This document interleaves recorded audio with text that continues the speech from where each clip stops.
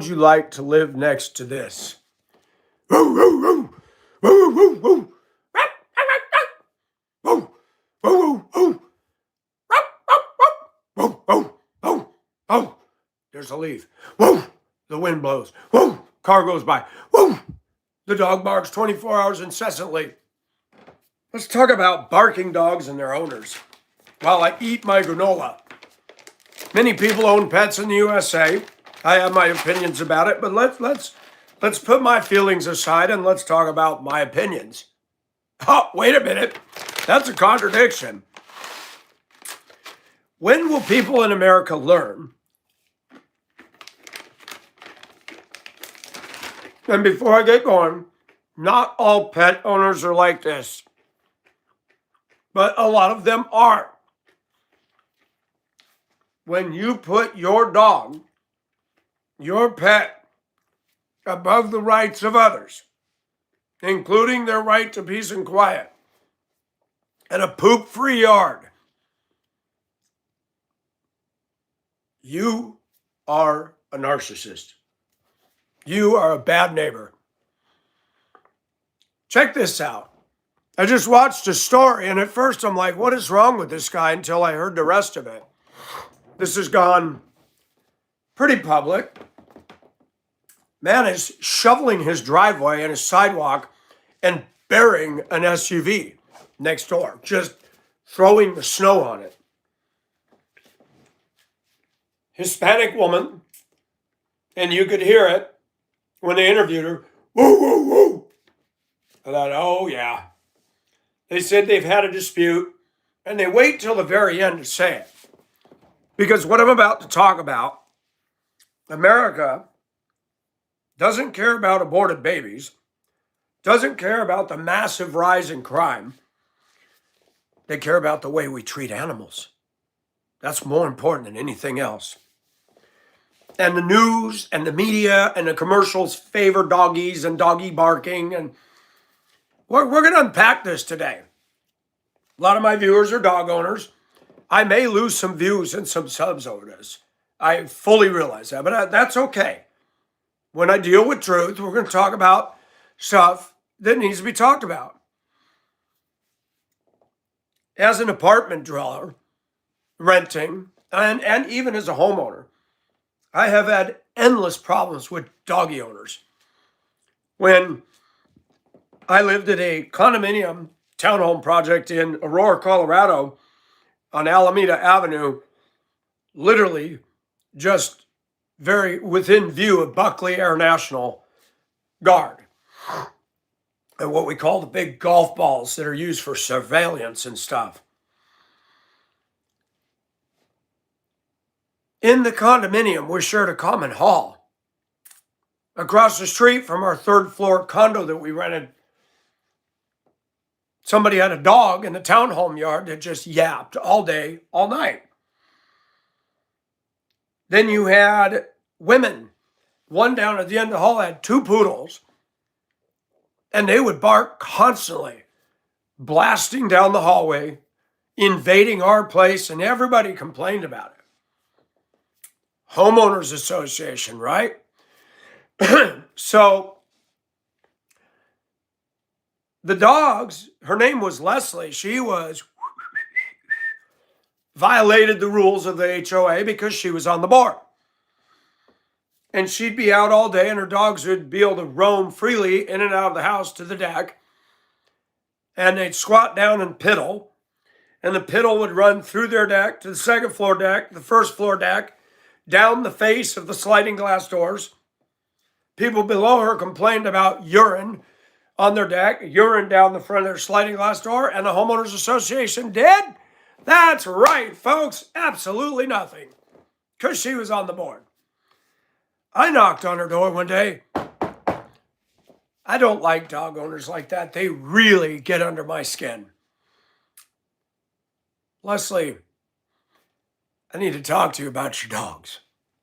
They bark nonstop. She looks at me. She was weird anyway. Michael, are you okay? Are you okay? I'm fine, but this is disturbing us. She tried to psychoanalyze me. I had a woman in Colorado, Lakewood, their dog. She brought all these dogs all day, all night. I knocked on her door. First, she was reasonable. Still didn't solve the problem. Her dad, who bought the house for her, owned the business next door, Taylor's Accounting and Income Tax, and I had gone to them once, and I called him. I said, hey, we got to do something about these dogs. Mike, they're dogs. They bark. They bark. Duh. You're an accountant, and you told me something so profound. What is it about dog owners that think it's cute to subject everybody else to their dog's BS? Now, the way the news couched this guy's evil. Oh, he's wrong. He completely buried her SUV. That's so wrong. Until you wait for it.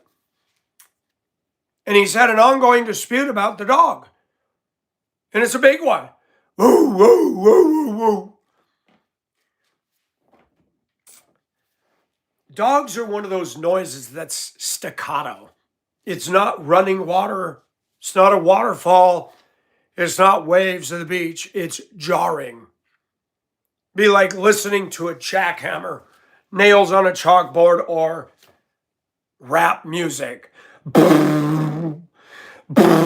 They ought to make a rap song with dogs. Boo, boo, boo, boo, boo. That'd be a hit.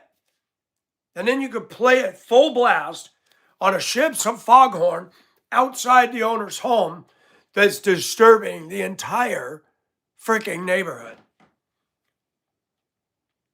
I don't like dogs. They don't belong in a residential neighborhood. They belong out in the wild, being the unclean animals that they are. They do not belong in a house. They stink. They lick their butts. Women that sleep with their dog are women to be avoided at all costs. I'm not the only one who said that. I'm not dating a woman who sleeps with her dog. Not doing it. Not doing it. That is gross, gross, gross, gross, gross, gross, gross.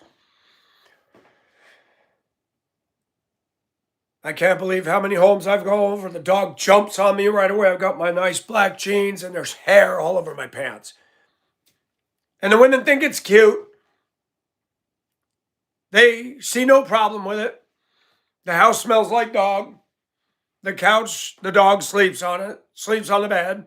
You can always tell people that have pets. It just looks like a dog kennel. Fun. I've looked at dating sites many, many years ago. I stopped in 2015. Man, that's been 11 years. The freedom by not being bound to a dating site is, do you know how much money I have saved by not dating? Thousands and thousands of dollars.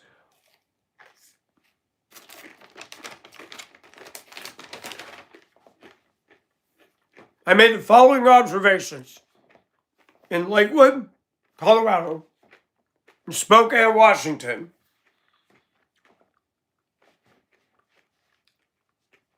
They had a beautiful park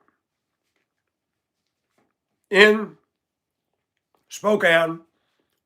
They had Japanese gardens, koi ponds, rose gardens, lots of room.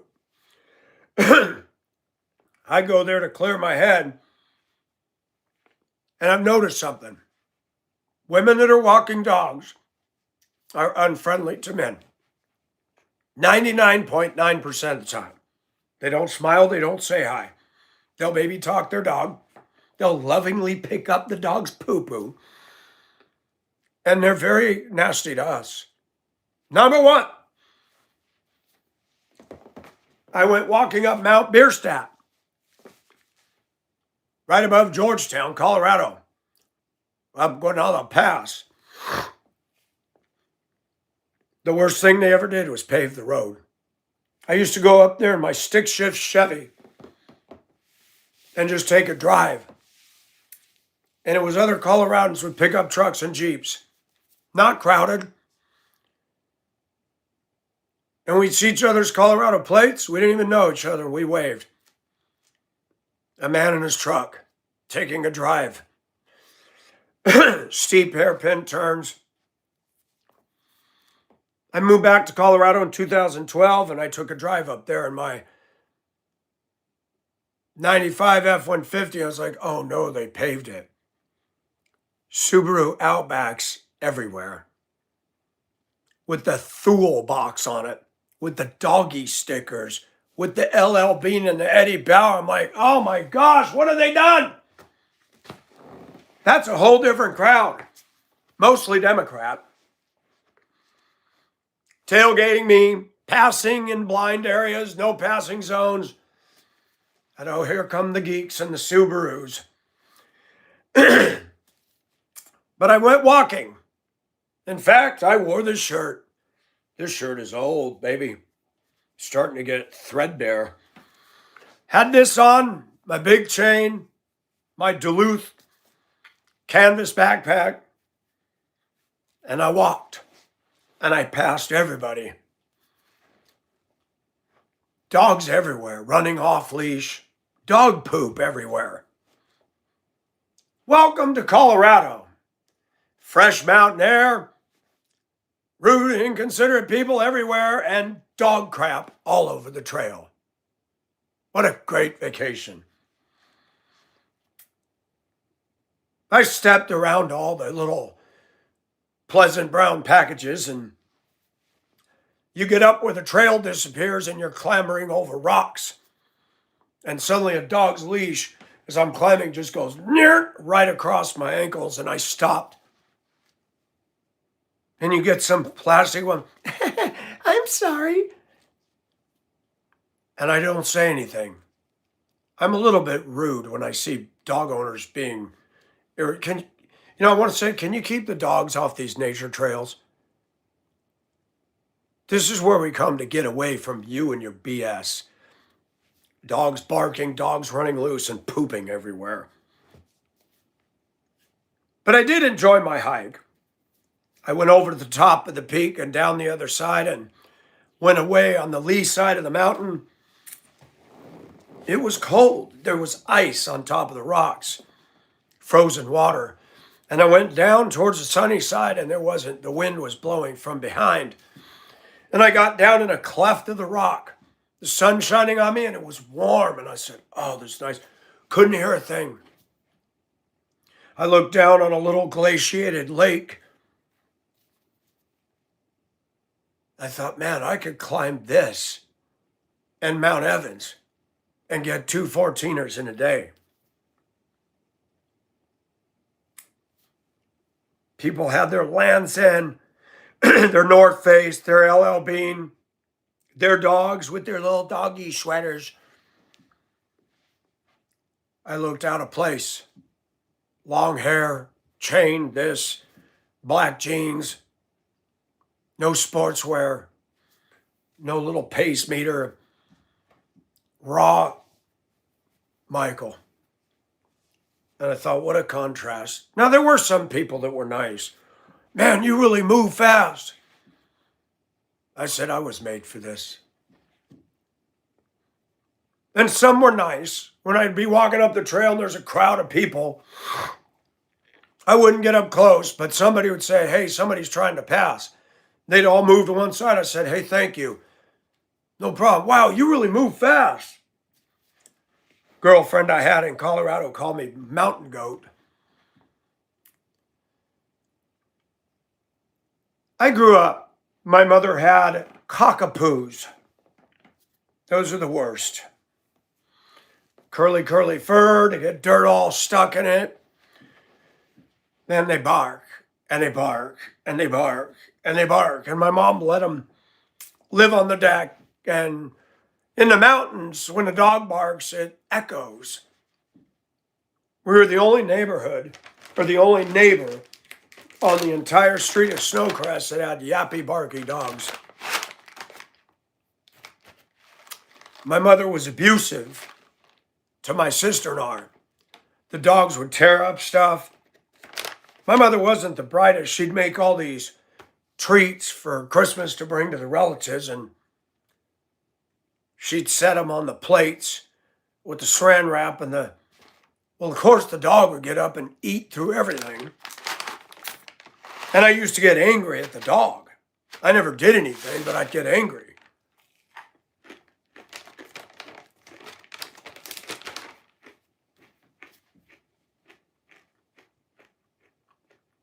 We had to bring the dogs on car trips. Going to the restaurant. Come out. And Curly would poop on the seat. So I'd tell my sister, you can have the front seat. She'd look at me, really? I said, I'm not sitting up there.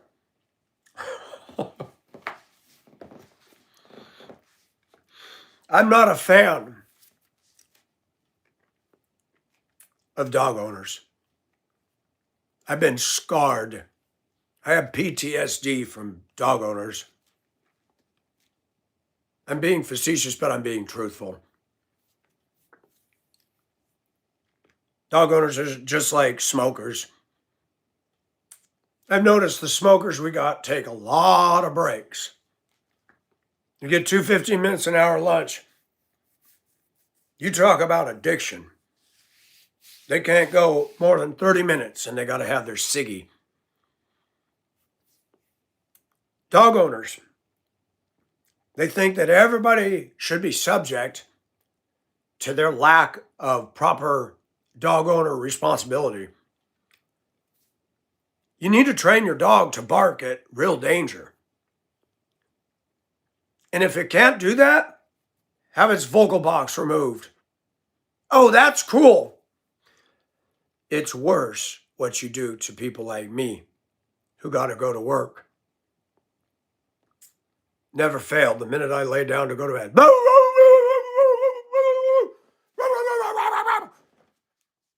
And I want to get a pistol and go.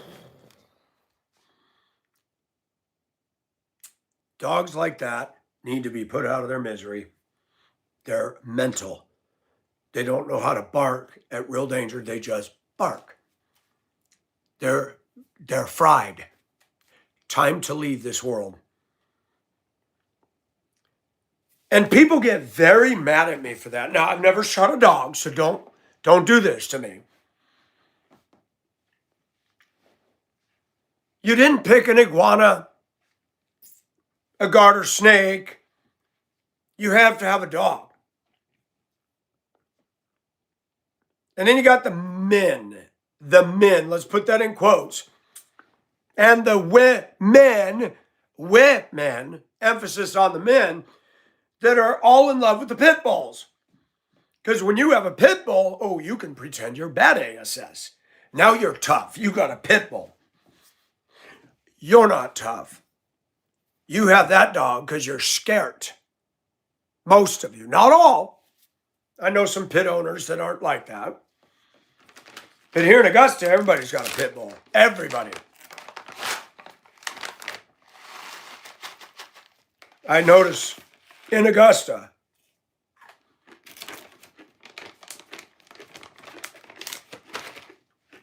black women, black men, couples,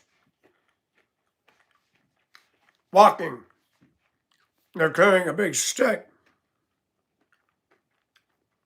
When I first moved here, I'm like, I've seen walking sticks, but what is this? They said it's for the dogs. People in Augusta let their dogs roam the neighborhoods. People have been attacked viciously. Down in, what's the name of the place? Elizabeth, somewhere outside Parker, Colorado.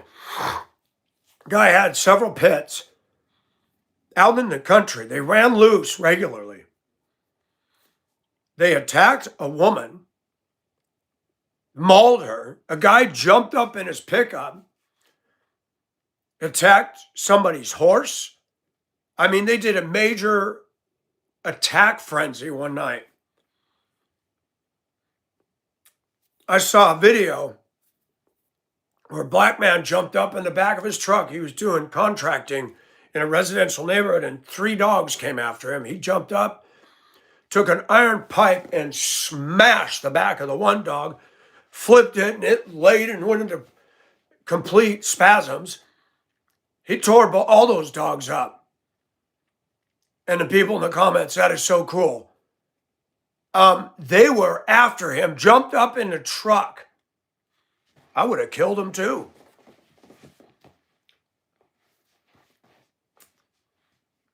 I left the church one morning after service,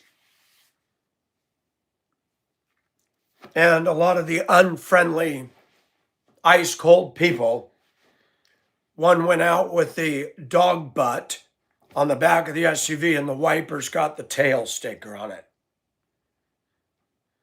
Dog paw footprints, the adopt a shelter pet license plate. As a school bus driver, I noticed something. I'm just going to say this. What I call cause and effect drivers. Cause and effect drivers are ones that buy the license plate, adopt the shelter pet, support the cure for breast cancer, the pink license plates. The dog people and the breast cancer people were the worst drivers out there. The women with the dog on the lap. When I used to walk a lot, I wait for the walk sign. I didn't jaywalk at intersections. I'd even push the button 9 million times. I get halfway across the street, woman in SUV with dog on lap, that close to my body. I'd take my hand and bam! Her brake lights come on, she look up. You might want to watch. I got the walk sign, you just cut that close to me. Did you hit my car? I sure did. What you gonna do? There's no damage. But if you'd have hit me, there would have been damage. I became very jaded living in Colorado. The drivers are just rude. Women in SUVs with dogs, dog stickers, the worst. They have more compassion on a dog than grown men. Fact. Fact. I did videos about it years ago. When I was in Hong Kong, I did a video called Pet Obsession in America. A beautiful black woman in Canada messaged me and said, oh my gosh, I love this. She said, I can't stand dog owners. She had a video channel doing makeup and nails. She's a very class act lady. She's dating a white guy. He had a dog. Then they had been dating for quite a while. And she said, look, I know that dog's special to you, but if I'm going to continue to be in your life or we're going to get married, the dog's got to go. The man said, I love my dog, but I love you more, and I have no problem with that. Now flip that script. You tell a woman, I'm not going to date you, you got dogs. Watch the middle school mentality reaction you're going to get. Oh, well, you could just keep it moving. My dog's more important. Those are my children. Well, enjoy your kids, baby. Your dogs are not your children. Calling them fur babies. And some of these women get on my channel and ask about my mental state. Hold on, baby. Let's give a clinical statement here. You OCDing over your dog and calling them your children is a mental disorder. I remember the 80s. There was some blasé girl in the laundromat. She was cute, but she had the face. You could just tell she was there was no passion there. The more people I meet, the more I like my dog. Isn't that cute? Run, run. This book right here, it does say the wise man cares for his animals.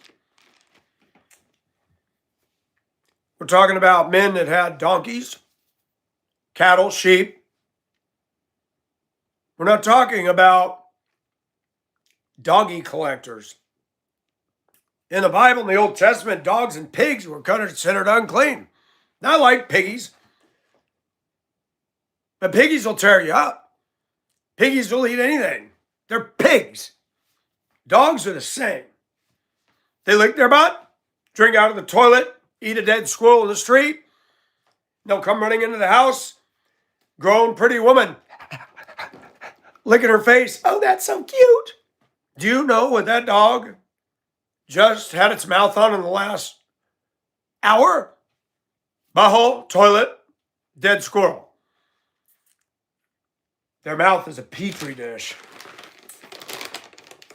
I used to get home from high school, sit on the outdoor barbecue, the built-in. We had a Queensland healer, and at that time I let the dog come up and slurp my face and lick the stuff out of me. And it never dawned on me, you know, this dog bit the ASS off on skunks.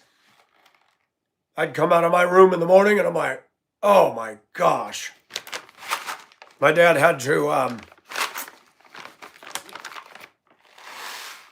remove mutilated skunk remains out of the yard. And my mother filled a wheelbarrow full of tomato juice. That didn't work.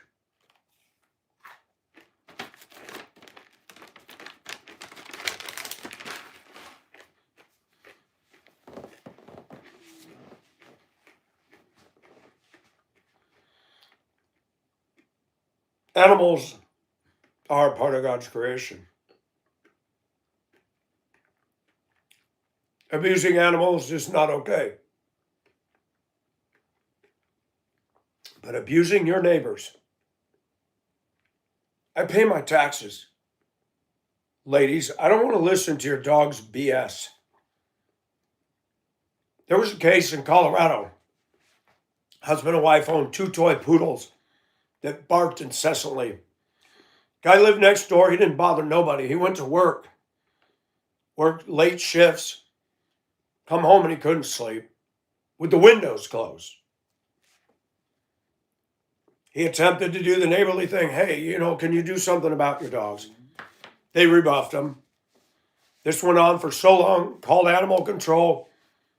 Animal control's a joke. Well, we don't hear them.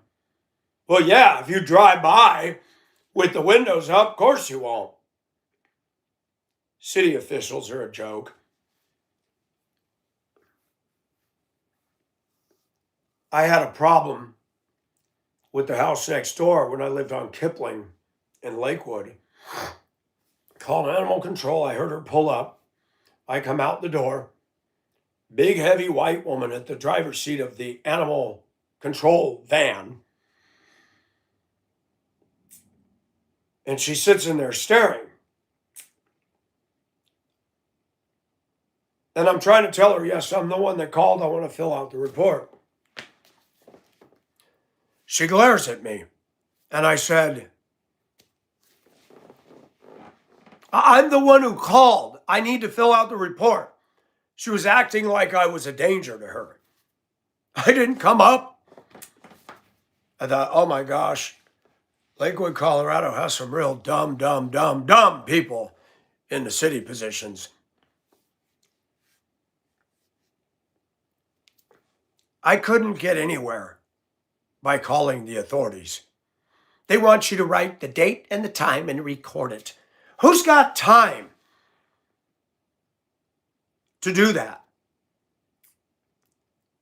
And it takes months and months and months and months and months of agonizing torture for you to deal with the selfish, narcissistic pet owner. And women, if you don't like what I'm saying, let me break it down. I don't care about your feelings right now. Because if you think it's okay for your dog to disturb me in my home, you're a special kind of rude. Dogs do not belong in a residential neighborhood, barking like that. Any one of us. My neighbor had 3 pit bulls, and I'm going to tell you a story about that. When I heard them bark, I would go looking around, because they only seemed to bark when there was an issue. Now, they didn't pay their rent all of COVID, because they said that nobody could kick anybody out. So they went and bought a minivan, and they were there almost 2 years and got kicked out. Now, I personally had no problem with them. They were out of there for, oh my gosh, over a month. One night I heard all this barking. I'm like, oh my gosh, are those dogs still locked in the garage? The garage has broken windows, but it's got stuff in front of it. Went out, shined the light. This is before I'd trimmed up my yard, and I see the reflection of 2 pit bull eyes gleaming at me, and I'm like, shh. And I mean, it was bad. It sounded like a fight had broken out. The next morning, 2 of the dogs were in my yard. Both of them, their ribs were showing. Skin and bones. I'm like, oh my gosh. They got kicked out. Nobody checked the house or the garage. It sat empty. The dogs were trapped in the garage, run out of food. And that night when I heard all the barking, they killed the weaker of the 3 outside the garage. I called animal control. They're closed on the weekends. I called the police. Well, you have to call animal. I said, I can't call them. We got dogs that are abused. Well, we can't do anything about that. I'm like, oh, okay. This is a great Augusta, isn't it? I opened up a can of chili, dumped the contents. The one dog was too afraid. I'd get down, come on. Filled a bucket of water. The one dog just sucked the whole can down. Drank out of a 5-gallon bucket. The other one was too timid and scared to even try to get any food. And I thought, you know what? That's wrong. That's frickin' wrong. You couldn't tell anybody, hey, my dogs are in there. You couldn't let anybody, so they could at least let them go. They hung out in my yard.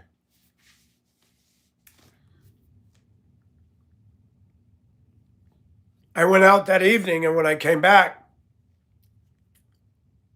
they were gone. And I figured, well, they'll be back. Never saw them again. Now I figured somebody must have taken them. Somebody, because people want pit bulls. They want them bad. About a week later, with 90 degrees, 100 degrees, 80% humidity, I started smelling the pleasant smell of rotting carcass.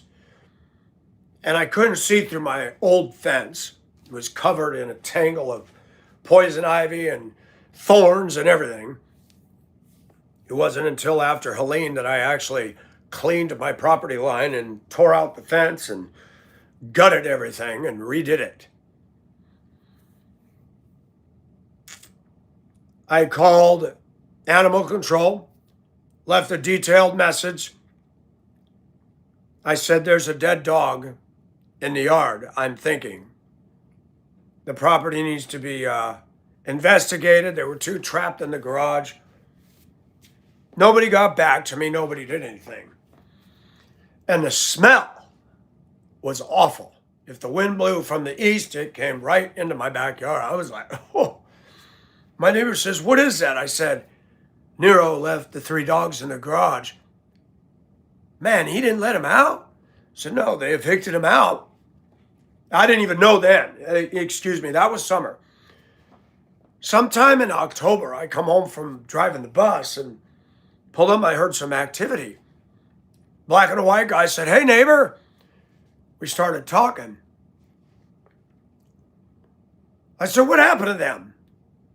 I got all, "Well, they weren't good neighbors. They didn't pay the rent for over a year." I said, "Oh boy. Do you know if they were raising dogs over here?" I said, "Well, I know they had 3 dogs." This is come around. We want to show you something. Came around, they showed me the garage. Dog poop everywhere. I mean, just piles of it. All the windows were broken. I'm like, how did they not get out of here? And right on the corner of the garage between my fence was literally the skull and bones with some of the fur still attached of one of the pits. I was like, I called animal control. I called the police. They wouldn't do anything. I smelled this. There was a bunch of commotion over a month after they left. And I think those 2 dogs attacked it and were trying to eat it. Oh.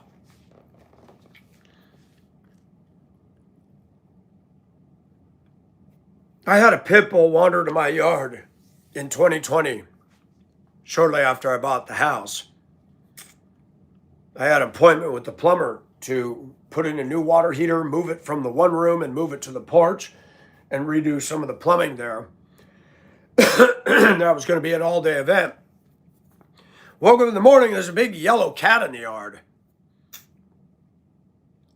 And then I went to look out the back window, and then there was a pit bull running loose, and I ran flying out the back door because I was going to chase it off.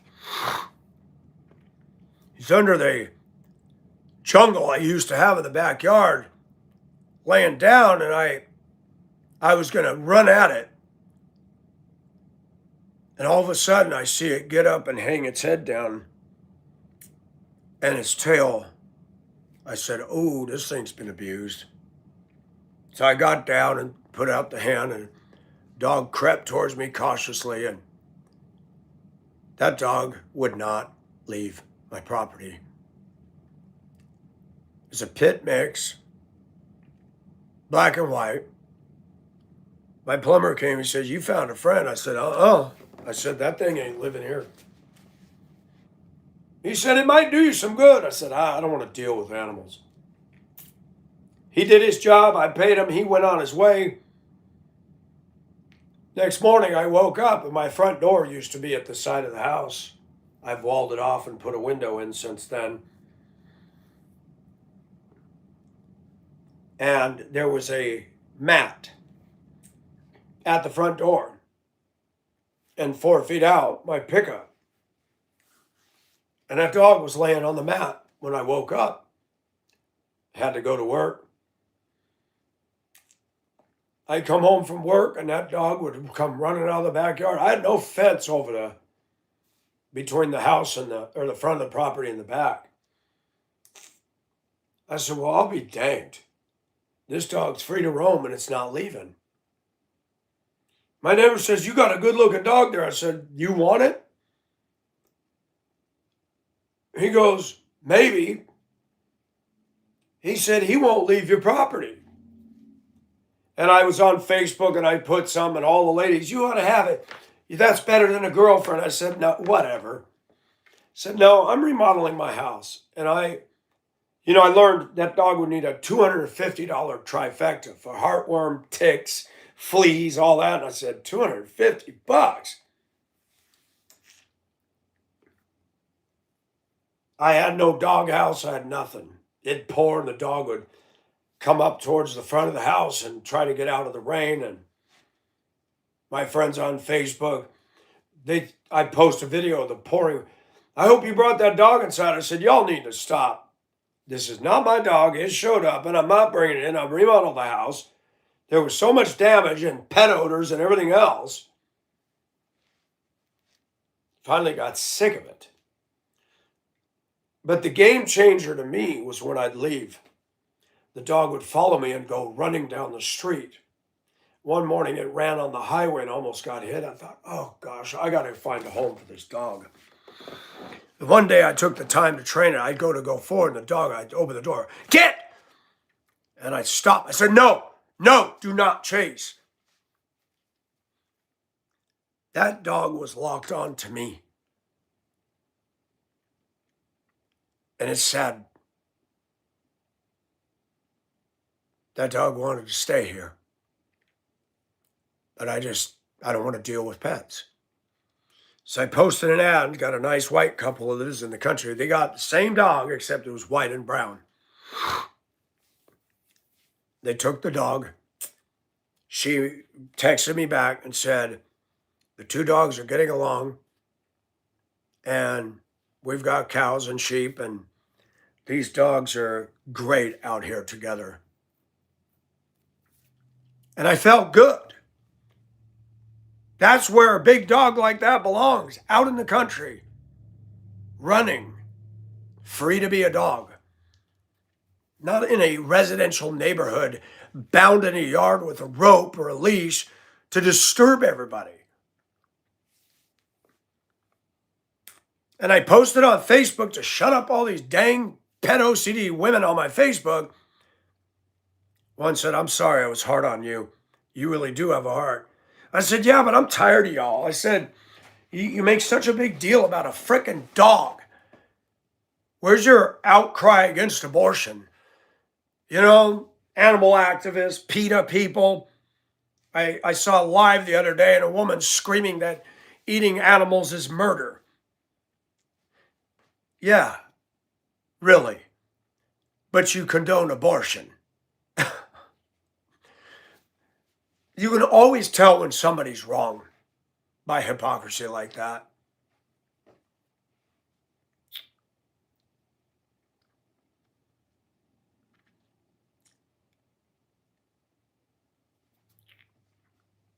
My mother abused my sister and I. She didn't abuse animals. And that began to have an effect on me that the animals are more important than me. And it's been reinforced ever since then.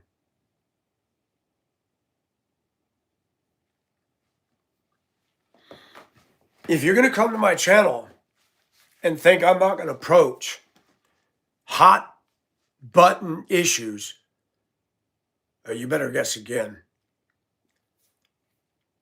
An obsession with dogs, calling them your children, calling them fur babies, is a disorder. That is my express belief. I don't have a problem with somebody having a pet, but it's gone too far. The Bible does not, in any of the genealogies, talk about somebody begetting a dog. So it's not your child. If we want to go to Scripture, Christians, that's not your kid. That's not your family. You're either part of the family of God or you're part of an earthly family. Animals are not part of that. And when you got affection and love for an animal greater than that of God and a human, that is a mental disorder. Do you understand me, class? We all get out of balance. Men do, women do. Men make a big deal about their twat, their gun, their machismo. And women are no exception. It's called overboard. It's called America. I've said it years ago. It's my own phraseology. America is a pendulum culture. Swing to the left, swing to the right. We never come to center. Men don't. Women don't. The Democrats are as far to the left that the pendulum could swing. In fact, it broke through the grandfather clock and it went flying. But this pet obsession is right up there with it. Talking and talking and talking and talking and talking about your dogs. Baby talking them. It goes too far. Most women that are obsessed with their dogs don't have 1 ounce of compassion for people, men, specifically men. And I've noticed over the years, a lot of women that get the dogs, it's because they've been through some sort of a trauma or bad experience or whatever. Why is it that women are wired so different? So if a woman has a bad experience with a man, well, now she's going to automatically become, or not all, but they're suddenly going to go lesbian. You know how many bad experiences I've had with women? I'm not going to become gay. I'm not going to go get me a teddy bear dog. I pet people's dogs. I think animals are cute. Out there, not in my house. I like tigers and elephants and zebras, but I'm not bringing them to my property. They don't belong here.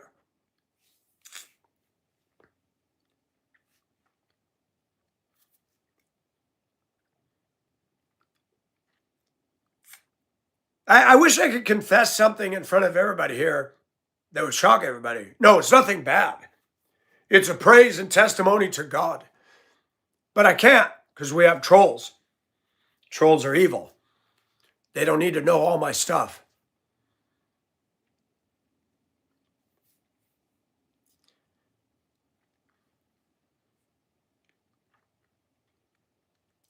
People that own dogs, you better realize that the rest of us are not as fascinated with that thing as you are. When I come home from work, I shouldn't have to tolerate your so-called kid acting out and disturbing the whole neighborhood. Ha! Ha! So if that's your child, train it. Train it to stop barking. Take it to obedience school. Be a constructive dog owner. I'll respect you for it. You do not understand that when somebody can't sleep and they go in their house after a day of dealing with life out there, woo, woo, woo, woo, it makes me want to get a gun and go, bye, dog. Hello, kitty. Bye, dog.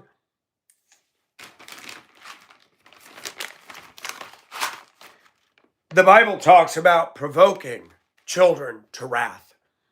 Neighbors, are you provoking your neighbor to wrath? You got this man back here. Society's judging him. I don't. After I heard the whole story, he's doing the only thing he knows how to. He didn't go over and vandalize the car, let the air out of the tires, or assault the woman or the dog. But he's making a statement. She's a Hispanic woman. This is ridiculous. It's been a long-standing dispute. Yeah, none of this has anything to do with you and your actions, does it? Woo, woo, woo, woo, woo. Guy comes home. Look at how close the houses are together. That's New York.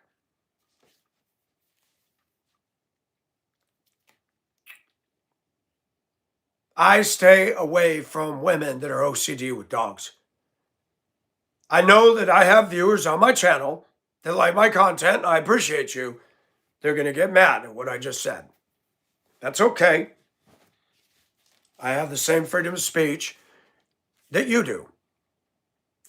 I will not date a woman that's got dogs.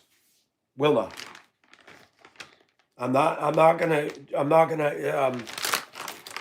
be on the same level in her eyes as her pets. That's not right. The Bible says a wise man cares for his animals. Okay, let's take that to the fullest degree. You don't let them wander off. You don't let them bark and disturb your neighbors. The Bible says love your neighbor as you love yourself. Maybe the barking doesn't bother you, but you need to be mindful that people paid for their homes or their apartment, they shouldn't be subject to that. You're being selfish and inconsiderate. And you dog owners that walk your dogs through neighborhoods and let them hike their leg and poop in somebody's yard, you're an idiot.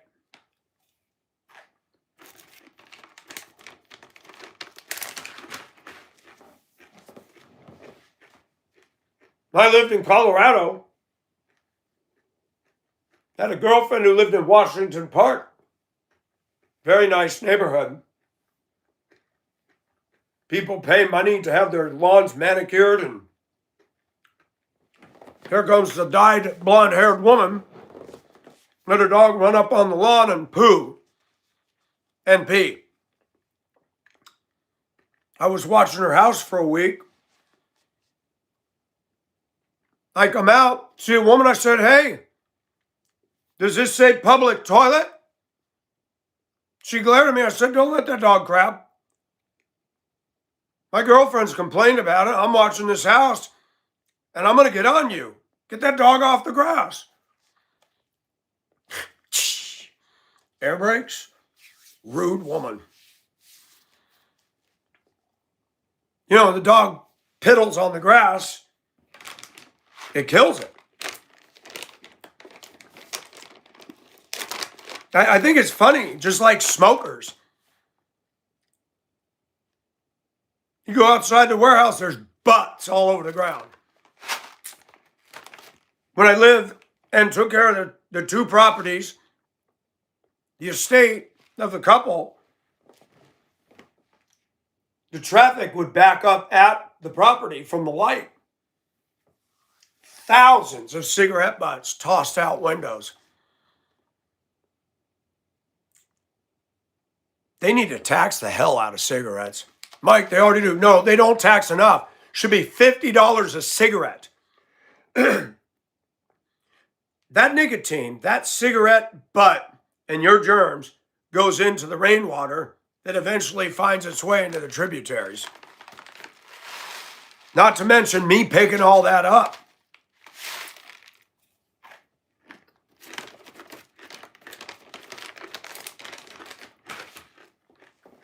Smokers are selfish people. They're litter bugs. How many forest fires have been started out west because of a careless butt talk? One will never know. One will never know.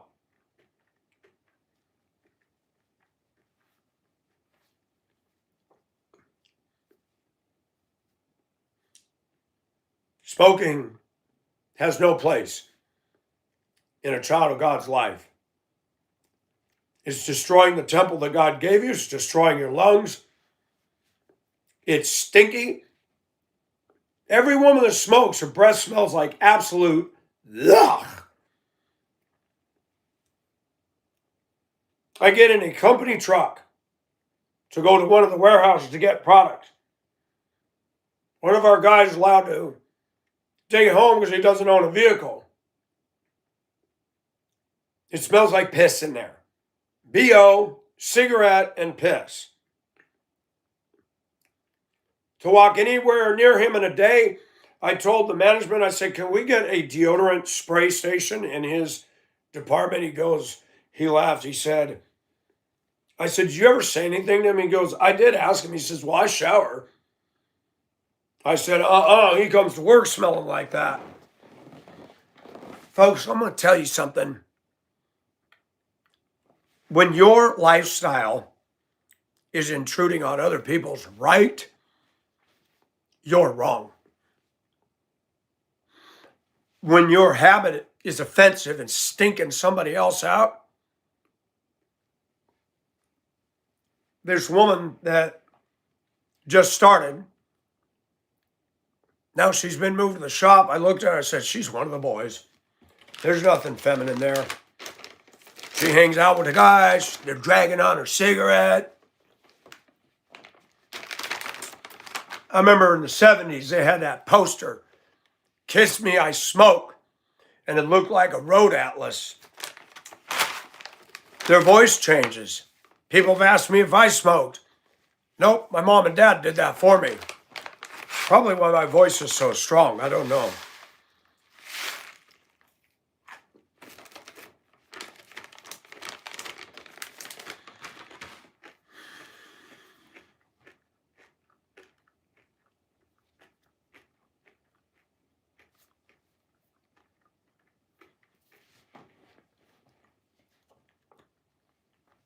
A woman came onto my live last night, and I confronted her of her not so kind comments. She claims to be a Christian. Every video she's got up there is cat stuff or little kid stuff. AI dragons with water and fake animals singing, and that's fine. That's your thing. I gained nothing from it. I was going to leave a comment complimenting a necklace. Not sure why she took a video looking down the front of her and her legs walking. Sounds like a Knights Templar guy with chainmail going all the noise. I was going to compliment the beautiful gypsy style necklace, which I like. She blocked. She put me on hide. But she comes over to my channel, these stupid comments. And I confronted that last night, and she said unintelligible sentences several times. I said something about the latter end. I said, what is she talking about? She said, I saved lives. I said, yeah, cats. No, souls. I've been saving souls for 47 years. Is she talking about cat souls? I said, you haven't saved anybody, ma'am. Only God does the saving. The arrogance and the self-righteousness. Then she finally left the room. It's amazing that she's, whatever she's got against me. I said, why do you even come here? And you don't like me. Why are you here?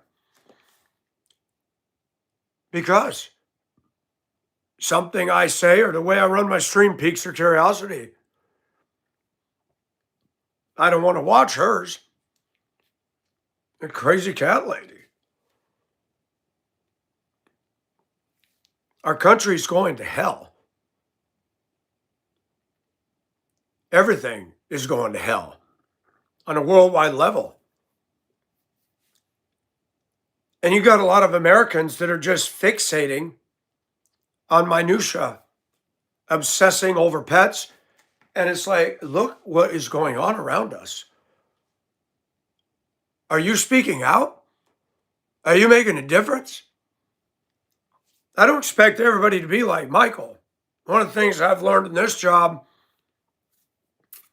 I have to train different people. I'm training another guy. I have to keep telling him, I need you to circle the location that you got the product from, initial it, circle the item number at the top, and on the back, sales order page, circle the number. He goes to circle the zero. I said, we don't circle a zero. If you're circling the zero, it means you didn't pull the part, and we don't need to circle nothing. I had to tell him, he's in his 40s, I had to tell him over and over, you got to circle the back page. It's challenging.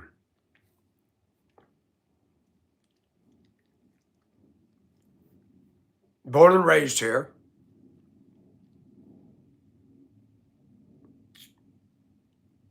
And I'm thinking, if this guy doesn't get it straight here, he's not going to be able to get a job anywhere.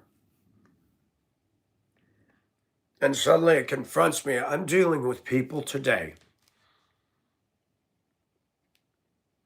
that make a third world country look like scholars. In America, people come on my channel, leave rude, hateful comments. I'm used to that. But I'm actually doing something with my life. I work hard, I treat people right, and I run a channel here to give people hope. I'm not anti-animal.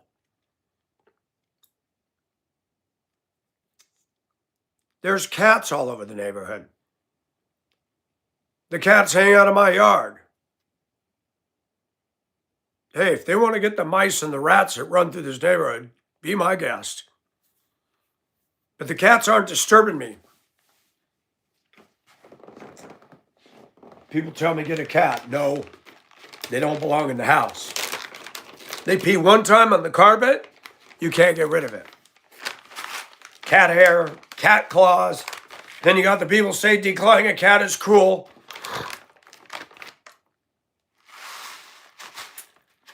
I avoid the whole mess by saying, you know what? I like peace and quiet in my house.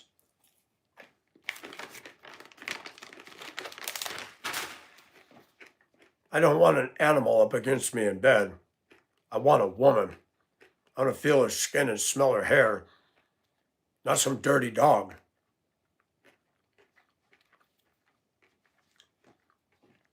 That's no longer in vogue anymore, I notice.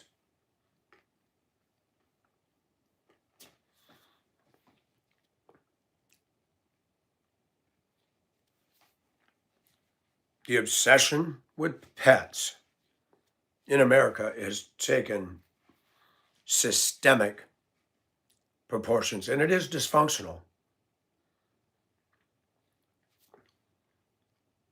It's no different than a guy OCDing on his truck. Same thing. Women go on and on about their dog, on, and they'll only talk to other people that have dogs, and then they get all gleeful. I felt that a lot of people in Colorado were very rude. I'd be out in public. You hold the door open for women, they don't say thank you. They block the aisle in the grocery store. My ex-wife complained about all the Mexicans at Walmart. I said, I haven't had a problem with them. They don't block the whole aisle. White woman Karen walks right directly down the aisle, turns her cart sideways in the aisle, puts her big butt in the way, and then will stare at me as I'm coming down and hugging the right and won't move. I'm thinking, okay, I got half an inch. And I'll pick up the pace and I'll go, boom. Women, I love commercial vehicles because I love the sound of air brakes. But I noticed women got that going on. That's their snotty response to everything. Turn around and go, oh, you got air brakes. Cool. Why don't you just pull that big yellow knob and shut it down? Because you shouldn't even be out here. Or let me put it in gear for you and drive you out the store and park it. As you see somebody coming and you deliberately block the whole aisle.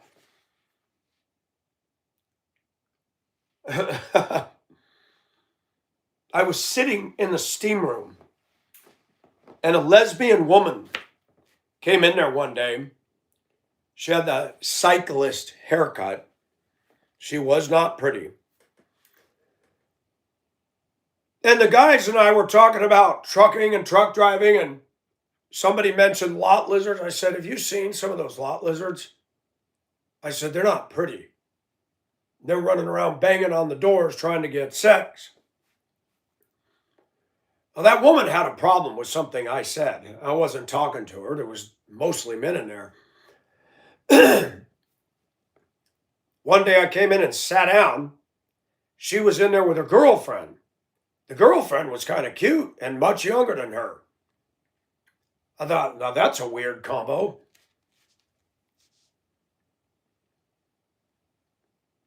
And I was talking to my Mexican friend. He ran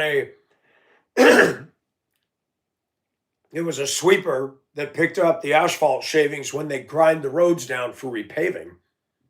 He made good money. We were having a harmless, innocuous conversation about work. This woman says, you guys need to keep the locker room talk for the locker room. And I looked at her and said, we're talking about our jobs, ma'am. We're not talking locker room talk. Well, I don't want to hear about a man's world. He turned around and said, well, then leave. We're allowed to have a discussion in here. She started yelling and she looked at me and she goes, I don't like you. I heard what you said about women. I said, oh, you mean lot lizards? Her girlfriend looked at her and said, will you stop yelling? Leave them alone. They didn't do anything. I said, did you hear your girlfriend? I like her. She's talking sense. She went, I just sat there. I leaned back with my shirt off. Thought, here we go. He looked at me and he just shook his head and said, she's a lost cause. I heard that. I said, well, ma'am, you're the one coming in here getting all crazy, not us. We're talking about our jobs. There is no sign that says thou cannot talk about thy work in the sauna. I think her girlfriend finally left her. A couple months went by. There was nobody else in there. One guy on a bottom bench. I went on the top on the other side and I sprawled out. She walks in. I turned my head. I thought, oh, here's yours truly. I mean, she was about as pretty as Ann B. Davis of the Brady Bunch. I thought, oh, here we go. I didn't say a word. So this is what it means by manspreading. I didn't say a word. I just ignored her. There was a video years ago. Women were complaining that men, let me see if I can show you. When we sit like this, they call it manspreading. Well, honey, we got stuff down there. We're not going to sit like this. Women do that. They're made to sit like this. We sit like this. It's comfortable. There's nothing inappropriate. I'm a guy. I'm going to sit like a guy. I ain't sitting here like this. That's one thing I don't understand. A lot of Caucasian men, they like to talk to other men holding their nutsack. And I'm like, why are you holding your stuff? That's weird. Makes me wonder if they're gay. We live in an interesting world today. We didn't say a word to her. She was in there a minute, left. He looked at me, he said, you know, Mike? I said, don't even say it, dude. That woman's a freaking basket case. I said, every time. Anti-male all the way. I said, she's not even pretty. I said, did you see that girl she was with? He goes, yeah, she wasn't bad looking. She even told her to knock it off. I said, I know. She probably got tired of it and said, oh, maybe lesbian isn't for me.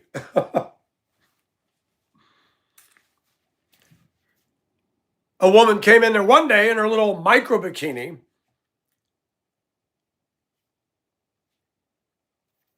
I was on the floor on the wooden mat.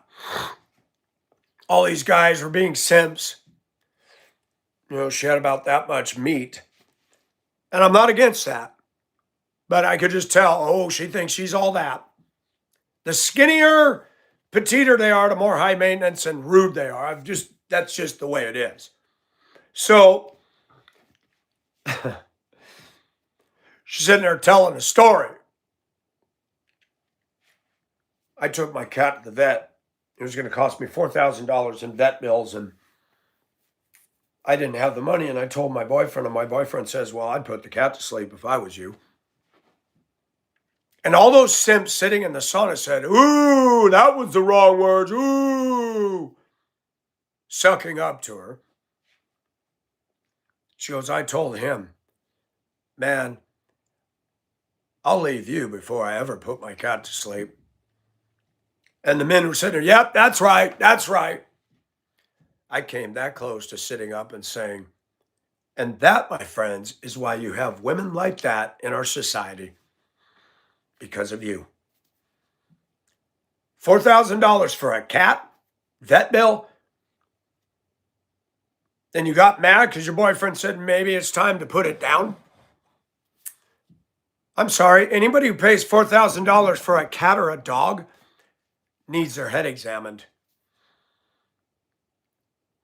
Must be nice to have money to throw at that. Did you spend $4,000 for pro-life causes? Nope. You spend $4,000 on missions to give people eternal life? Nope. I'll tell you what. If you think you're going to stand before God with all your pet adoration and God's going to say, well done, because you rescued 47,000 cat souls, yeah, don't think so. It's a disorder. I don't care if women hate me. I don't care if they try to give me a clinical diagnostics of me. Go ahead. I've heard it all my days. My mother thought she was a certified clinician. She judged my aunt. She judged the other aunt. She was the expert on disorders and things. She smoked like a chimney. Made me feel horrible for even asking her to roll down the window. Cigarettes are nasty. I cannot stand the smell. And to be trapped in a car for 300 miles with the unpleasantries of my mom and dad was more than I could bear. But for both of them to be huffing and puffing in there, we're talking a Honda. We're talking a two-door.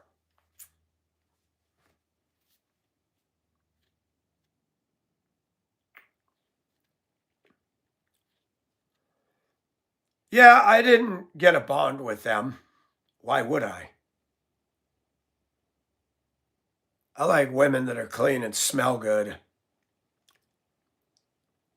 When you get up close to their face and it smells like a garbage disposal because they put all this garbage in their mouth and then they got an attitude thinking I'm not worthy of them. Honey, you need to go to the waste treatment facility. I'm not even looking at you that way. I'm going to say what I need to say. And for those of you that are struggling with trying to break addictions, I am not talking about you. Okay? You're at least trying, and I give you respect for that.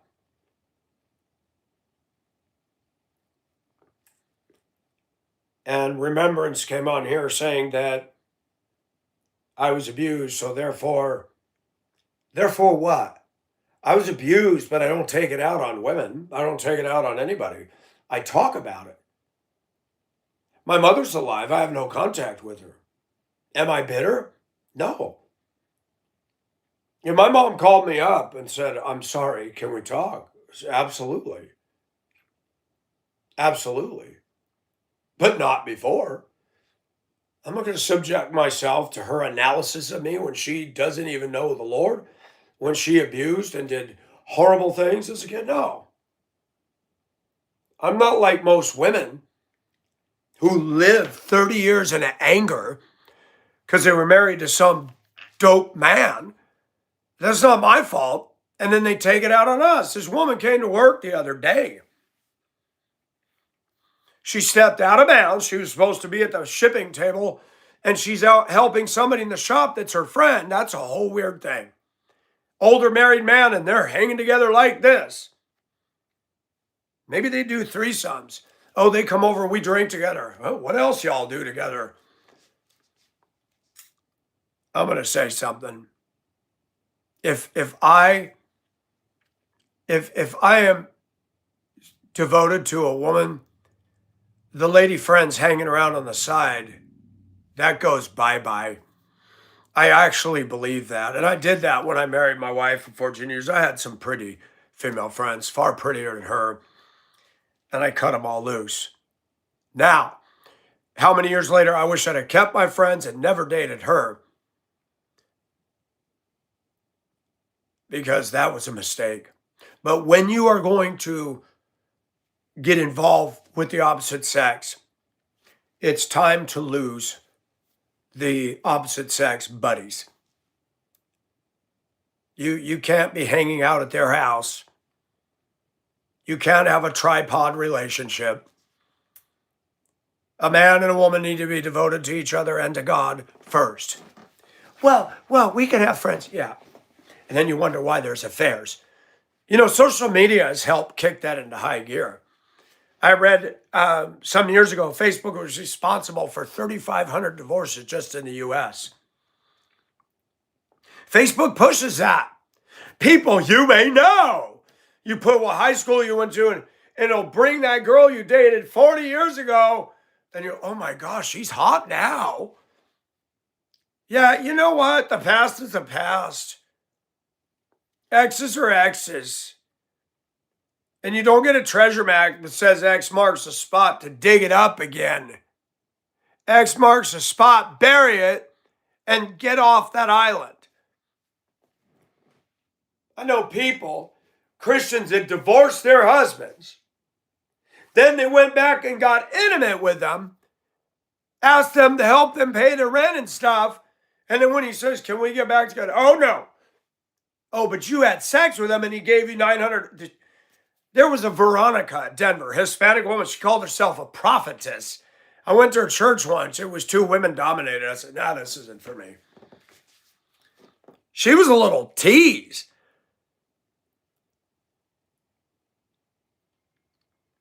And she told me one day she had divorced her husband years ago. She borrowed his car. Listen to this. She drove a school bus. She borrowed his car. She asked him to give her $900 for rent. She slept with him. She came to me and said, oh, he thinks we can get back. I said, well, you're borrowing his car and you're depending on him. Yeah, but I ain't going to get back with him. Then why are you having sex with him, honey bunch? You divorced him. What's that? And then in a snowstorm, she did something dumb and totaled out his car.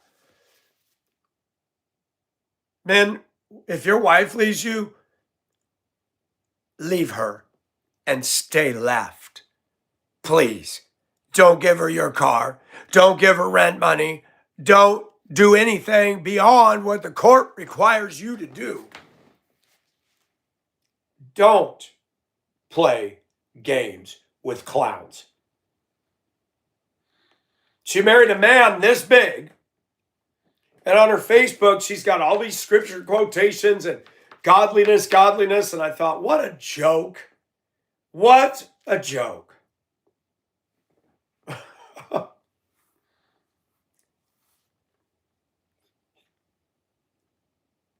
She came into the break room one day shouting.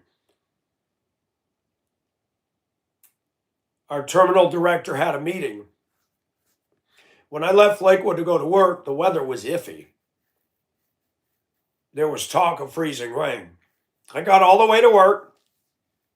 I started my bus. Things went to hell when most of the buses left the yard.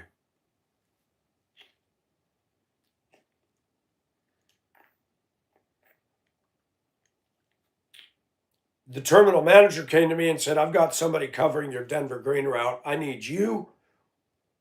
My eyes aren't doing so good today. I need you to drive me in the company SUV. I have to go to an accident. I said, cool. I'm driving the head boss. I had to park up on the sidewalk. We came down in the west side of Denver. I looked up. I said, oh my. One bus had tried to make the hill and slid and stopped, didn't hit anything. That was Kathy. She did a good job controlling that thing. Then the other guy, I heard him call on the radio while I was in the dispatch office before we left. I don't think I can make it down this hill. The shop got in there and said, do not go down that street. That is too steep for ice. He decided to do it anyway with handicapped passengers. The bus slid down the hill, went, took out 3 parked cars. I said, Nita, watch your step. I'm going up to check on him and if he's got people. I couldn't walk up the street. I got on the grass where there was snow. It was slick as snot. I got up to him. I said, are you okay? And a lady said, are you with the district? I said, yes, ma'am. And I put on my yellow vest. I said, you guys, yeah, we're okay. We're just a little shaken. No injuries. Everybody good? And I did what I needed to do. Then our safety department guy, roly-poly, bald-headed guy, I saw him walking. I looked out. I said, oh, my gosh. I went to go out. He got halfway up the hill, and he slid and fell. A lady in a neighborhood came out of her house, saw him fall, and screamed. I was above the hill. I went down. I said, are you okay? He goes, I knocked the wind out of me. That rang my bell, but I'm good. I said, you got to walk on the grass. That's where the only traction is. The street is just glare ice. Well, he tried to move. And I thought, and then I saw cars coming down. I'm like, oh, crap. And before that, vehicles were coming down and sliding and hitting parked cars. I said, what is with people? You see two buses like this on different parts of that block, and we're going to come down the hill. I told the driver, I said, I got to block traffic. As I'm walking up there, I hear a noise. I turn and Chuck fell again. This time he didn't get up. I had got to the top of the four-way intersection. I thought, great, I can't go down there now. I got to keep this traffic. He was in the middle of the street on the hill. If a car had gone down there, they would have run him over. And these cars are pulling up right to my knees. I said, you can't go. There's people in the street.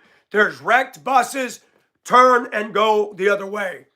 And they're sizing me up. I stood dead in the middle of the intersection. You can go that way. You got three ways, but you're not going down this hill. There's a man down. They'd still pull up around me. Oh, what part of retarded?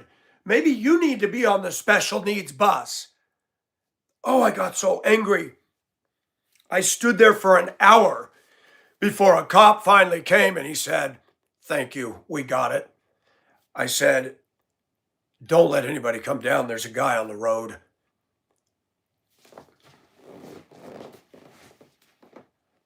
So you think I have mental problems?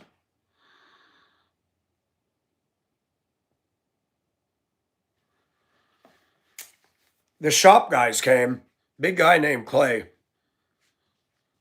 They were talking about how they're going to pull the bus away from the cars parked on the right-hand side. Mike, come here. We're going to get a chain on the back tow hook and we're going to pull the bus back end away from the cars. Since the front end isn't up against the cars, we want you to get into it and carefully get this thing down the hill. He said, but we're going to wait. We called the city and we told them, you got to get Sanders out here. The Sanders they came at the top and they thought, oh, hell no. The problem with the Sanders, I never understood this. The Sanders are at the back of the truck. And that's a problem because as they're going down, they're going to lose it and take out buses and cars. So then they tried to go up the hill, spinning. It was a circus show.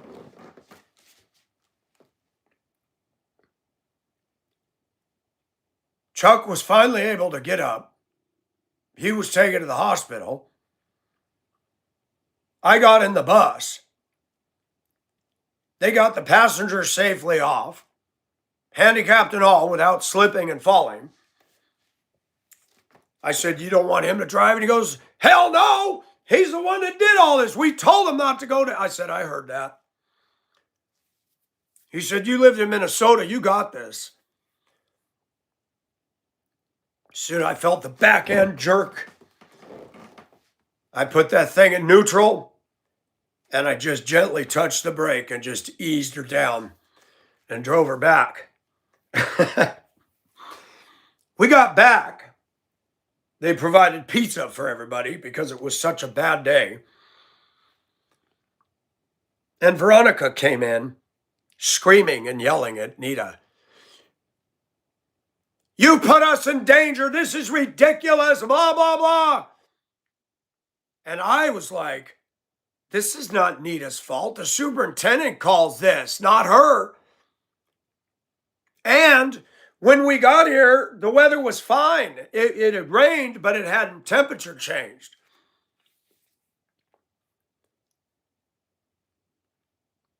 And Nita said, that is not okay. And I said out loud, I said, that was out of line.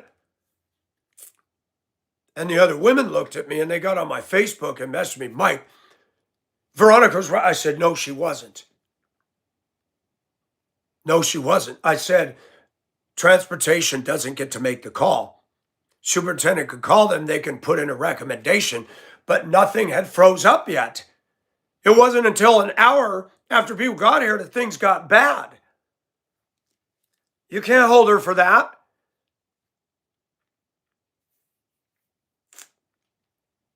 Sometimes there are some Christians that have a huge blind spot about their own selves.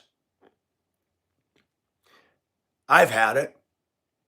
Everybody's had it. But when Veronica divorces the guy, but then you go back and have sex with him, borrow his car for weeks, and then crack it up and finagle $900 out of him, and you wonder why men are sick and tired of women? That's a parasite. And then now she's going to claim this godliness, and I'm a prophetess. No, you're a clown. That's all. You may be a Christian, but you're very juvenile.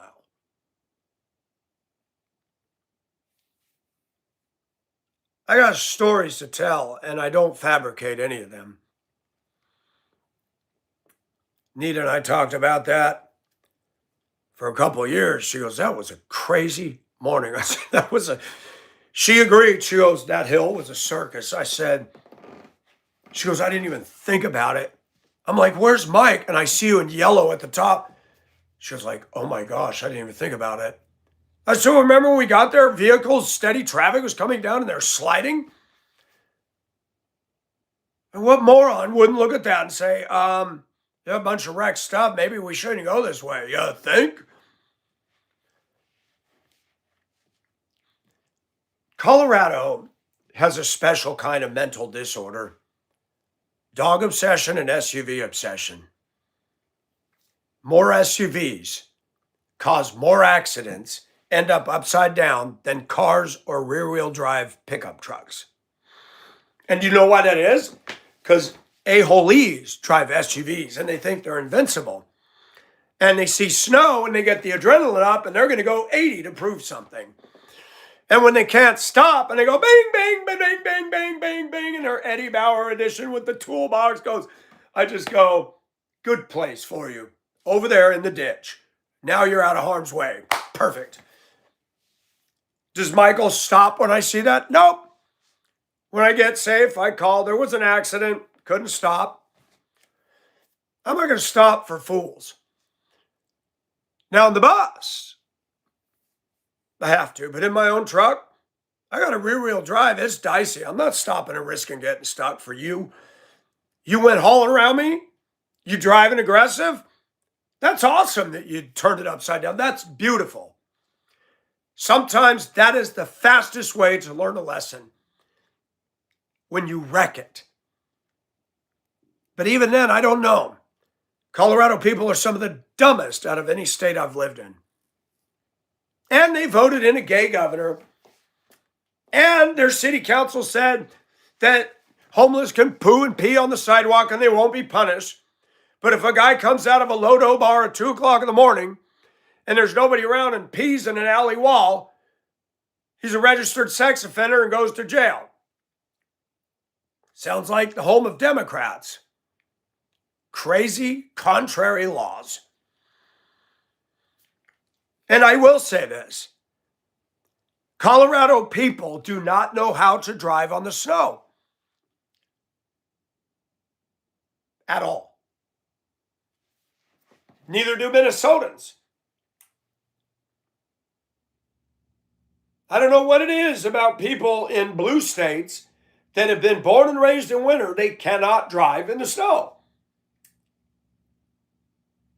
I've had a rear-wheel drive truck most of my life. I avoided accidents and I got to and from work and places just fine. And you know why that is? Because I knew I had to be cautious. I had to pay attention. The Bible says to be sober minded. That doesn't mean high on pot. That doesn't mean drunk. I'm so tired of hearing Christians say they get drunk. You women that drink and like your beer, I'm not interested in you. You women that like to drink and like your beer, I'm not interested in you. Nothing undignified but seeing a lady with a beer can in her hand. Don't waste my time. You're an alcoholic. Really, Michael? Really, Michael? I got enough of my own problems. I'm not going to meet a woman who's like an onion layered with dysfunctions and addictions.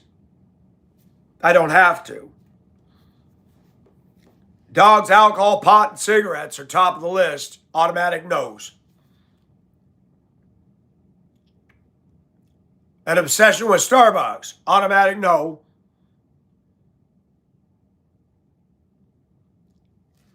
I also look at a woman's bills. You got to pay $200 for cable TV? Not interested. I refuse to be a debt and a slave to a cable. I don't want a TV in my house. I cut all the cable and yanked it through the walls. What is the point of being in a relationship? It's like a bumper sticker anymore.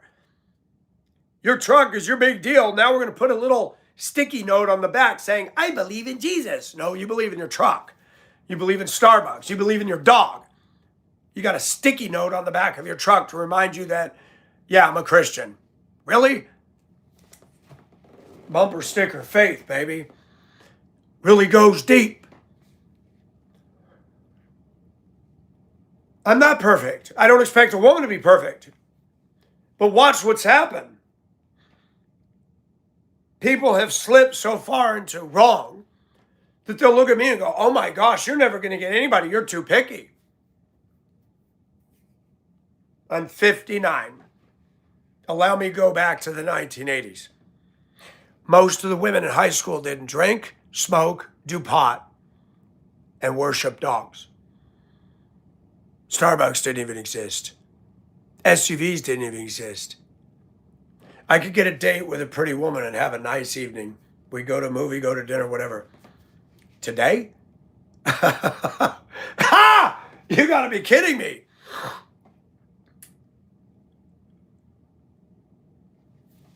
No, something shifted, baby. Just like that old commercial for Virginia Slims. You've come a long way, baby. You ever notice those old cigarette ads? Those are gone. It's against the law. Remember when they had cigarette dispenser machines? That was a great idea. Kids would go to the bowling alley after school. They were in the back lobby. You had to go through the front door of the lobby, and you had to go through another door to get to the bowling alley. They'd go in there, pull the pole out, buy their Marlboros, their Virginia Slims, or whatever, and walk out the door. Great idea. Shoot, I remember when bus drivers used to smoke on the bus.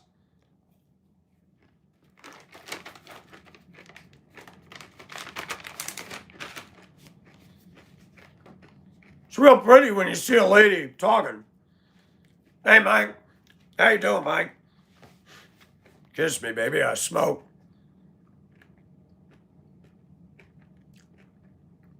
You ever French kissed a woman or a man who smokes, ladies? It's gross. It's nasty. It's like tongue kissing an ashtray.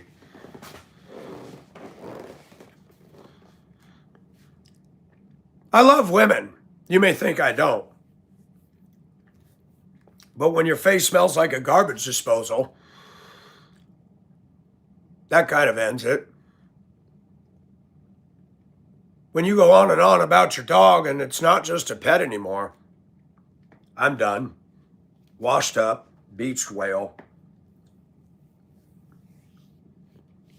Women that are into their dogs have no passion in bed, in life, in intellect, and in spiritual depth.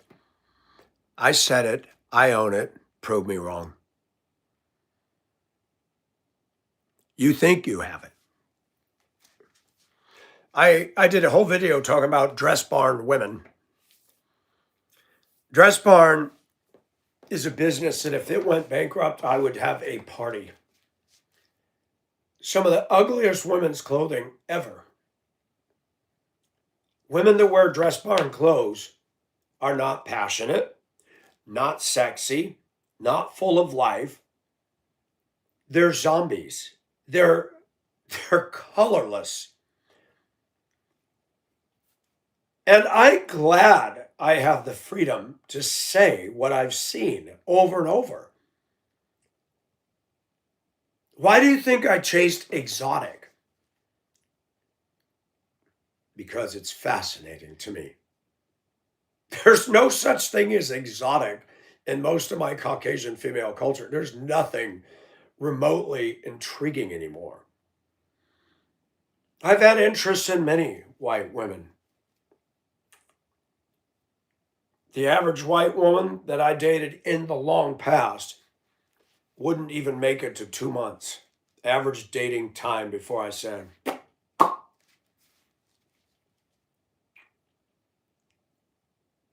exotic women have had a longer hold on me. Because they're not cookie cutter. They're not dress barn stamped. America's the country that developed manufacturing and assembly lines, and we've done it to people. When women think that they're chic, oh, you got a dog? I got a dog. Wow, you're all exactly alike. Isn't that fun? I got Netflix, Starbucks, my SUV, and my dog. Whee! That just sounds like an awesome relationship. It cannot. Think I'll have a banana. People gone bananas. And I do think outside the box, and I realize most women will come on my channel and go, there's something wrong with this guy. There is. I'm a sinner like you. There is something wrong with me. And you know what the biggest wrong is in your eyes? Is that I disagree with you. So therefore, you have to find a disorder and a label as a clinical certified psychologist, medical care provider, which you're not.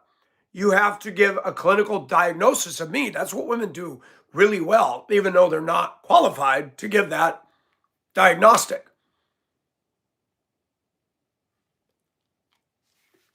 My mother is that way. Knows nothing about psychology. Nothing. Medical science, any of that.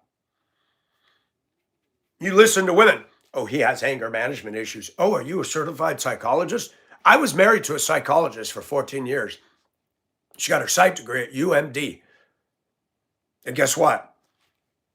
I know more about psychology of people than she ever will. She's 6 years older than me. She was childish in the marriage. She couldn't manage her finances. She took no accountability for her wrongs. She actually belongs in a psychological office on the bed as the patient. Never date somebody who has a psych degree. Never. I have proof. She begged me to take the job in Akron, Ohio. I said, I do not want to run a troubled respite home. She said, you'd be good at it. I said, hun, having kids in your house is different than me driving a bus route. Because I got to have a bus route that's an hour and a half long out in the country, and you got that one butthole kid. I noticed that. The butthole kids are on the longest. They're not the first one out the door. They ride the whole route, and it's yada, yada, la, la, la, la, la, la. Bus driver. Oh my gosh. It's a curse. The worst students ride the longest. The good ones are off so quick. The band students, the straight A students, hey Mike, good to see you. Have a good day. I'm glad you're my driver, man. You're safe and you're kind to us. Thank you. And then you got Bad Bob in the background. You're a loser. Why would you drive a school bus? Why don't you sit down and quiet your mouth? Because I don't have to. I got a little ass back there. Nice. All hour and a half.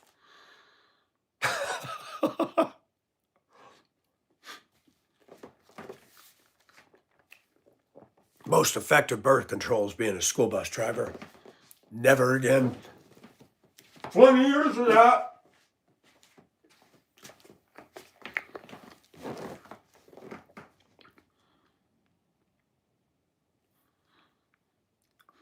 I'm not going to apologize for my stance. I'm alone now anyway. What difference does it make if I die alone? The Bible says, I will never leave you nor forsake you. I need to get a grasp on that myself. I'm human. I have my doubts. But he's taking care of me. God doesn't put a qualifier to it. What if I can't work anymore?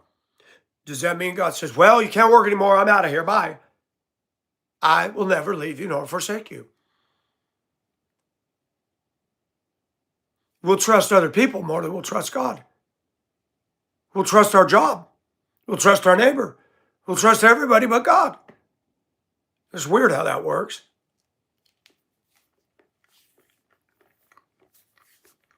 By the way, just as a sidebar, women come on my channel talking about how I dressed. Why'd you wear the lipstick? Why are you wearing a woman's shirt? Why do you have a dog? Because it's my pet. You quoted from the Old Testament.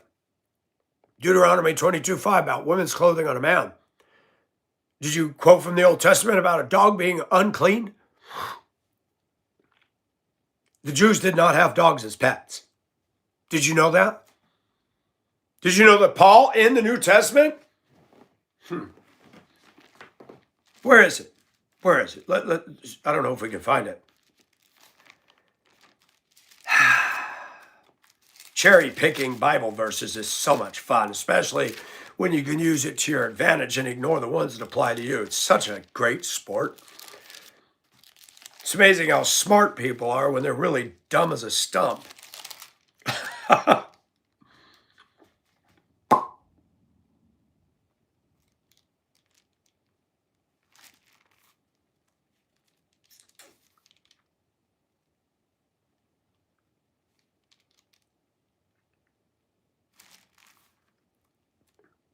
Don't think I'm going to be able to find it, but somewhere in the New Testament, Paul calls the Judaizers, adding laws to grace. You have to be circumcised. He said dogs. He called them dogs, mutilators of the flesh. Paul's a New Testament Christian, and he looked down on the whole dog thing. In America, said dog's man's best friend. That's a sad commentary on our society, isn't it? God should be our best friend. You should have best friends that are people, not a creature. Romans 1 lays it out. Worship the creature rather than the creator. And Christians get caught up in the same foolishness as the world. I know, we all have done it. And they'll excuse it. I'm not worshiping it. Oh, no, you just talk about it every day. You talk more about your dog than you do God. In fact, you changed God's name from God to dog. You reversed it. Yeah, you got a problem. Professing to be wise, they became fools and exchanged the glory of the incorruptible God for an image in the form of corruptible man and of birds and four-footed animals and crawling creatures. Therefore, God gave them over in the lust of their hearts to impurity, and their bodies. There's a lot of Christian women out there that have gotten so out of balance. They think they're walking tight with God, calling their dogs their fur babies and their children. This does not condone that. You talk about my dressing. It's funny how you're silent about the Old Testament talk about dogs being unclean. Not only do you have it as your pet living in your house, you sleep with it and let it lick your face. If you want to go by Old Testament law, when you were in contact with something unclean, you had to set yourself apart and go through cleansing. It's funny how American Christian men and women will use a verse to nail me, but they won't use any of the same Old Testament laws, which far outnumber my violations, on them. Wham! That's why this is called the sword. It cuts us all. No exceptions.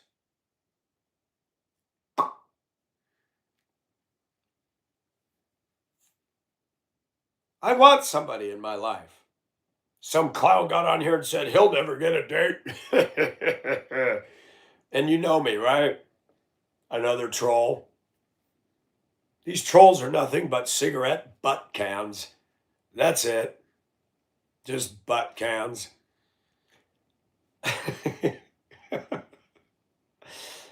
Somebody came on the live last night and said, have you been diagnosed with mental illness? What was really fun was watching my own subscribers answer that for me. You know, it's not normal for somebody to come in and just ask a question like that. And even couch it with, I'm not trying to offend. That's called a thinly veiled put down. I'm not trying to offend, but if you've ever been diagnosed with a mental illness, walk up on the street and just ask somebody you don't know that. See how far you get. But no, I've never been diagnosed with a mental illness. My mother told me I was mentally ill in a letter, and she said it on the heels of me writing a 30-page letter reminding her of the abuse that she put me through. And my mother just confirms what you see with a lot of American women. They project. You tell them the truth, they deflect, pivot, and project. Deflect, pivot, and project. They'll never hold the full view mirror in front of themselves. My uncle said that about my mother. Others have said that about my mother. Everybody sees my mother, but my mother doesn't see my mother. And I don't call her mom. She never was a mom. She was my legal guardian. She adopted me. Tried to tell me that we thought you were special. That's why I was abused and maligned and scarred. Okay. If that's what special means, I hate to know what love is. We never bonded, Michael. Whose fault is that, mother? Mine or yours? I tried to. And then people think because I talk about this stuff that means I'm whacked out and dysfunctional today because of it. No, I do have some spin-offs from that, but no, that doesn't affect my day-to-day life in a hampering way. You get a woman who's been through a bad relationship for 2 years and she'll go on about that for 30 years. And act like she's the only one that suffered so much. I get tired of that crap. How many women, he cheated on me, he abused me. How come every woman I meet, they were abused and cheated on? Every single one that is white has been abused and cheated on. All the men are abusers and cheaters. Every single one of the men in every relationship is an abuser and cheater. I don't believe that. I do not believe that at all. I know there's bad men. I've talked about it. I also know there's bad women. 50% of all marriages end in divorce. And out of those marriages that end in divorce, the women will always say it's his fault. That's not even mathematically reality. So you're saying that women are sinless and men are not. This Bible uses a very interesting word, and it's not a pronoun. It doesn't say he or she. It says all. All have sinned and fallen short of the glory of God. It doesn't say all men have sinned, all women have sinned. It says all have sinned. Isn't that interesting? But women come into this world with an automatic belief that they have scented poo-poo. They don't. Trust me, they don't.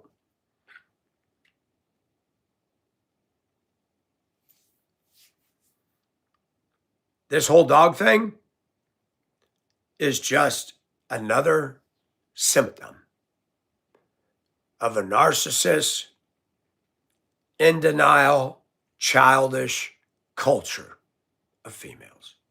That's it. This dog OCD is just another childish symptom of non-well-adjusted females. Notice I said dog OCD, I did not say pet owner. I know people that have dogs, they feed and care for them, but they don't make a bunch of deal about it. They don't put them above people. They don't put up with the barking. They live outside. They have a doghouse.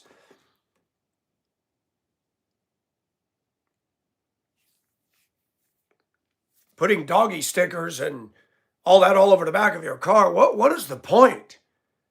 Nobody cares except stupid, immature, dog-obsessed clowns. I don't call up behind, oh, she owns a golden setter. Wow! What's the point? And you got that gay little doggy on the back decal with the wiper. I'm a child. Look at me. I'm a big baby. Yep, I believe that. It took me years to realize I was deeper than most of the women I come into contact with. And that's why a lot of women don't like me. They like superficial. They like plastic. They like talking baby talk to dogs. And they like boring dress barn clothing. They like, oh, you look really nice today. She don't look nice. She looked like a pumpkin with a big orange top on. Let me cut out the eyes and the face and I'll make it a jack-o'-lantern. Women sitting there praising each other. I'm like, that's like putting lipstick on a pig.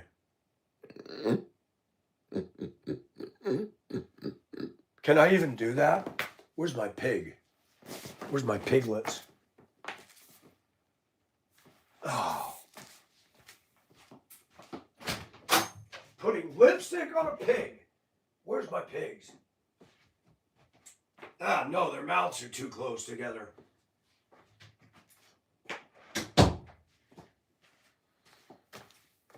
There's a woman on my regular, and she's got a farm. And her animals are fun to watch, goats and guineas and chickens, and it's very cool.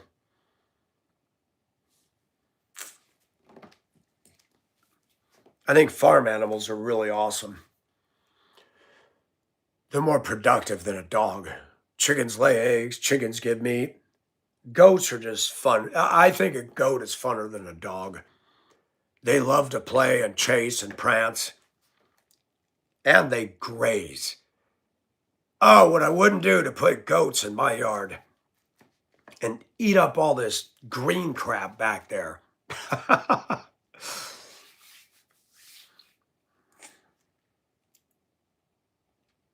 I love animals. I don't like what people have done to the dog thing. PetSmart is a billion-dollar empire. People suffer. Christians suffer. People lose their jobs. People are struggling to make it, and you got women spending thousands of dollars in vet bills, dog food, designer, science, diet food, talking about their dog, and they're oblivious to the fact there's a whole world of suffering, hurting people out there, and their dog is so damn important. That's whack.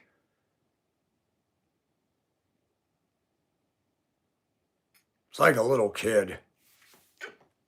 You know, when these came out, the little kid hugs this and holds it, and all day, every day, this is my baby. It's childish. It's time for people to grow up. It's time for us to invest in people and God and stop with the foolishness. And me, I'm stuck because I'm me and I'm different. I know that. There's nowhere for me to turn in this world. YouTube allows me to vent my spleen and put it out there. The guy that asked if I've ever been diagnosed with a mental disorder said, well, you sit in the same room and you rant. but you come in here and you watch.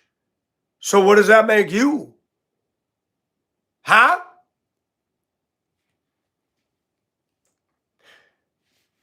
It took me years to realize something.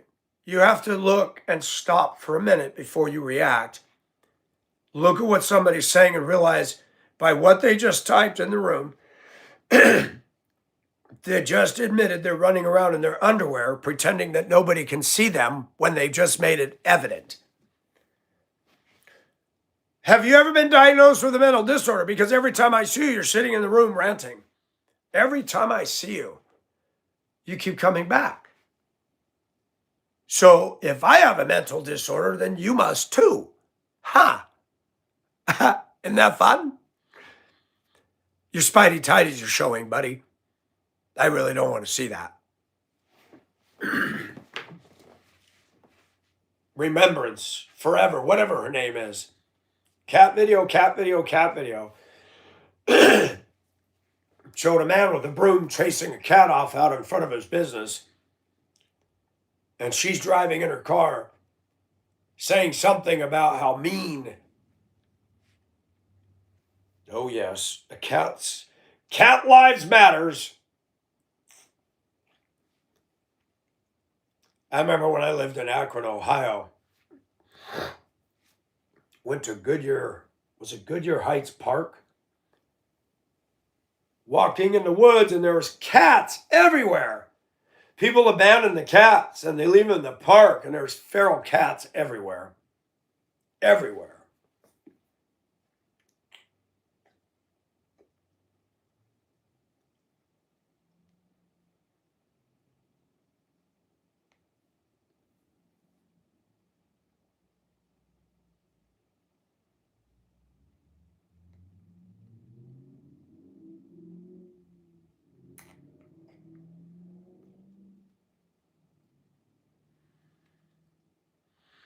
The little smoky boy just left the neighborhood.